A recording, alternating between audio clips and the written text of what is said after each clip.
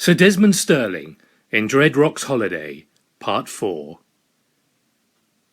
I'm a brave fellow. I've seen many terrible things in my rich and full life, from Nazi Satanists sacrificing goats at black orgies to Clement Attlee doing the conga at a nudist camp. But the sight of that empty diving helmet made my pure blood run cold. I decided to tactically retreat in the general direction of away. As I couldn't get past the diving suit to go downstairs, I made the calculated decision to reverse and climb the circular staircase all the way to the top of the lighthouse, to the lantern room if necessary. I reached the lantern room and bolted the door behind me. I took a deep breath. Not from the climb, I am a man in my tip-top prime, but to clear my mind of unnecessary thought. A tip I learned from a monk who was on the Tibetan team in a celebrity edition of It's a Knockout in which I was a participant. I pondered all the mysteries.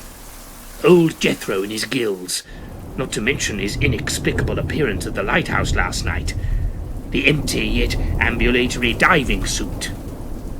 The legends. My conclusion was that the best place for me to be was back on the mainland, and never mind the plague currently ravaging the country. But this seemed a daunting prospect. What with the mystery figure on the diving suit, the distinct lack of a boat, the howling storm. Now, I'm an Olympic-class swimmer, but I didn't give even yours truly a frightfully good chance of making it to shore in these conditions. I couldn't even radio the Coast Guard without somehow pushing past that eerie deep-sea diver blocking the staircase. I dashed out onto the balcony which circled the lantern room. The weather was even filthier than earlier, the rain and squall making visibility almost nil, while the wind threatened to blow me over the side. Exactly the conditions for which the lighthouse was originally built. A light bulb immediately popped on above my head, almost as though I were a human lighthouse. Why not light the lantern? It should warn someone on the mainland that something fishy was afoot. After all, the lighthouse had been in darkness for many years. I examined the lantern itself. A rusty old thing it seemed to be, unused for decades, still reeking of the oil which powered it. I'll be honest, I'm not the most technically adept of chaps, leaving that sort of thing to the boffins and the weeds. But I had been in the Scouts and the SAS. Surely I could light what was in essence an oversized oil lamp.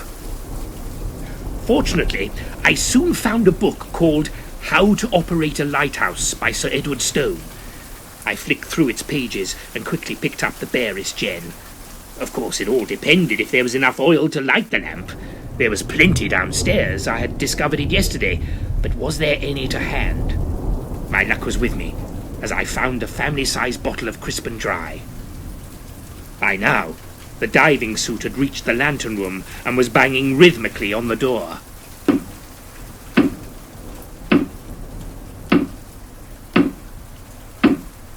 "Oh, do belt up, there's a good fellow," I called out, scrabbling for a match that wasn't sodden.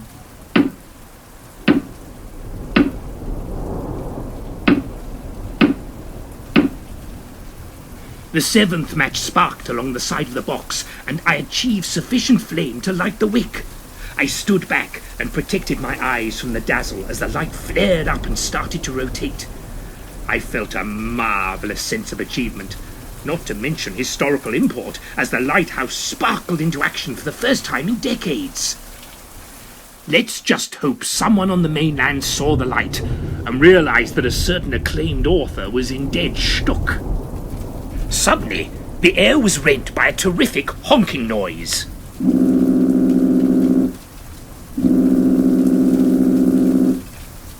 Was that me? I wondered.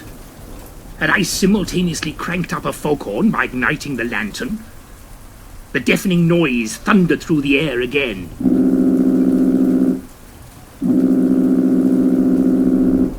But this time, I could tell it was emanating from outside.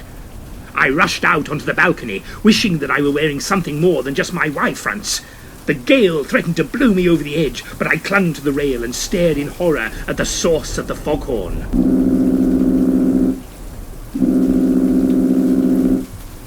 A ship! was tearing through the waves at the rate of knots. It was aimed directly at the lighthouse.